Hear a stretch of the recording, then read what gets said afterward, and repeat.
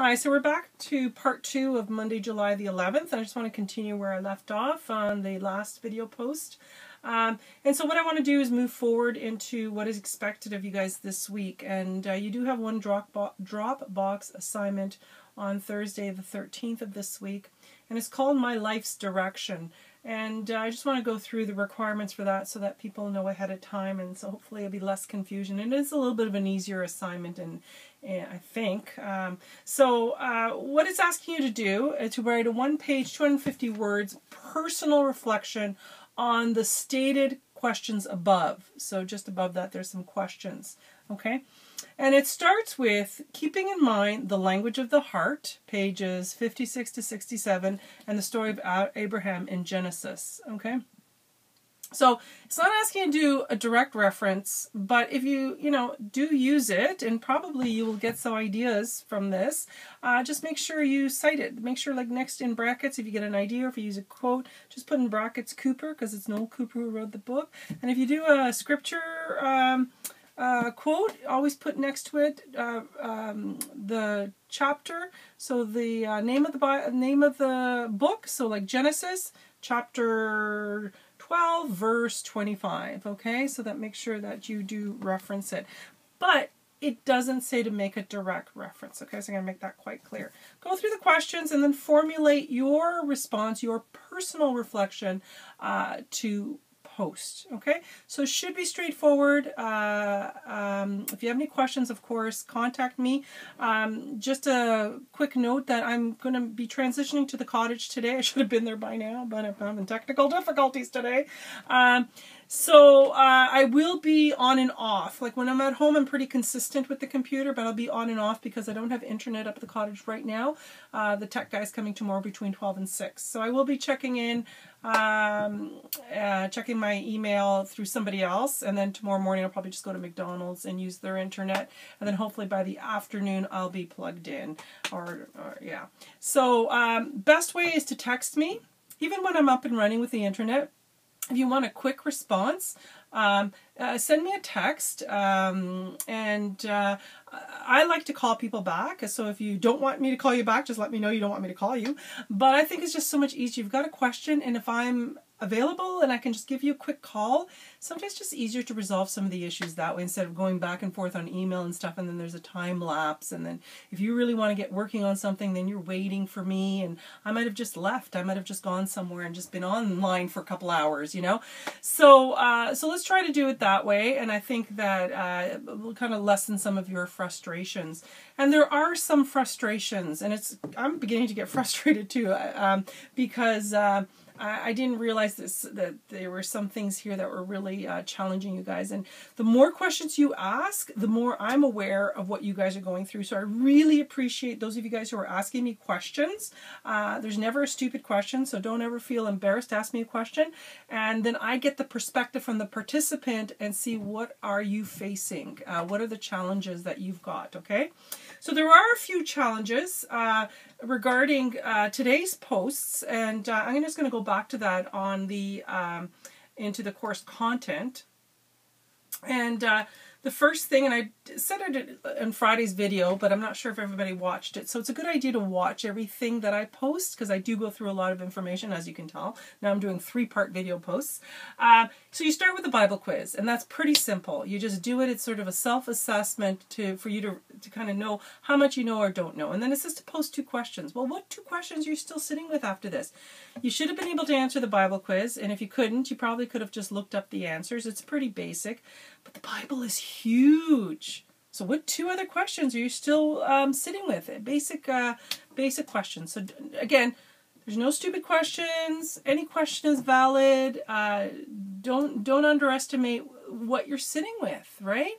And then when you scroll down, you have to then, again, they're asking you to post 2 questions, but they're asking you to go to some basic considerations regarding scripture. So right under the Bible quiz, they want you to go right back up to that and review that information there, and then generate your 2 questions from that. So I hope that helps. It just seems a little redundant at first glance, but it's just stretching a little bit in terms of, you know, what are you sitting with? Where's your imagination going with Scripture? Because Catholics, for too long, we just kind of sit back and enjoy the ride. Somebody does the unpacking of Scripture for us. But since Vatican II, since the 60s, things turned around. We're supposed to take more ownership over Scripture and the Bible. So it's challenging you to think, challenge you to use your imagination, challenge you to, you know, put out there some of the things that maybe you've been sitting with, yeah, bring this conversation to life. I hope that helps. If it doesn't, give me a call, email, text. I'll try to help you, walk you through it, okay? I've already done that with a couple of people. We've walked through it together, and I don't mind doing that. Another thing is, since yesterday, about groups, there's been questions about your group lists. So I did fiddle with it a little bit yesterday. I tried to set up groups for Module 3, so I might have shifted a few people. But then I'm also getting questions like, you're getting the option to post in any of the groups, like Group 1, Group 2, Group 3. So you're supposed to be directly taken to a group. So if you click on the links in the contact area, when you click on that, it should put you into the group you're assigned. If you go into the discussions post, you know, then it gives you all the groups. And it's not supposed to be you're not supposed to choose your group. You're already put in a group. So don't worry about it. If you've done that in the past, don't worry about it at all. As long as you've been participating in groups and you've been posting and stuff like that, right?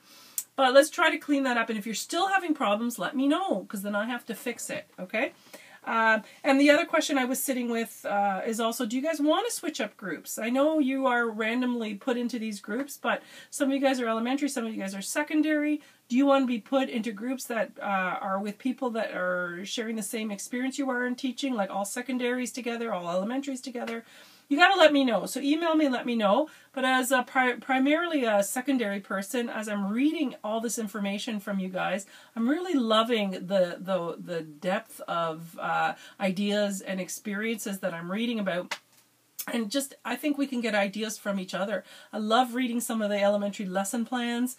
And even though they're made for kids that are of a younger age, you know, we can get ideas from that as well. Okay, so let me know your thoughts. I'll switch it up for the next module if people really want to be in groups that are different and groups that perhaps share your same work experience, and I'm fine with that. And hopefully I'll do that well, because I'm still learning my way through this. And I think that was it for questions about the groups.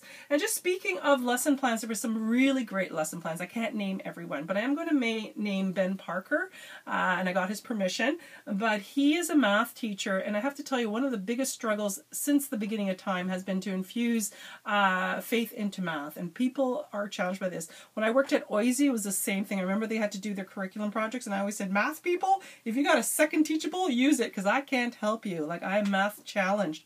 But I remember at OISE too, I had a student that did a phenomenal math lesson and infused faith. And I've met someone again, Ben Parker. He's really done a great job.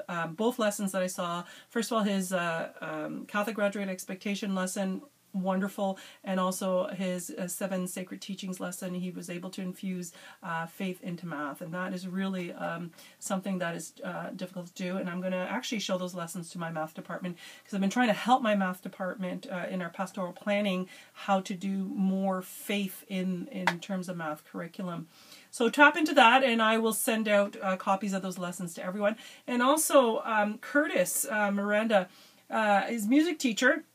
And I really loved his lesson about teaching the kids the parts of the Mass in the music curriculum, and then obviously being able to use that in the Masses. And I thought that was fabulous. And I want to share that one with my music department. So if you're a music person, or you want to, you know, give that to someone in your school that teaches music, I thought that was a great way to learn the structure of our Mass through that. So, and unfortunately I can't name everyone, so I feel bad, but I just thought I had to point at least those 2 out, because they were very practical, and I think a lot of people could use that. And that's it for this section. I think that's all the business stuff that I needed to go through. And now I'm going to move on, and I'm going to record the gospel and a mini scripture teaching how to figure out what today's gospel meant. Because when I first read it, I wasn't sure what it meant. Okay, see you in a bit.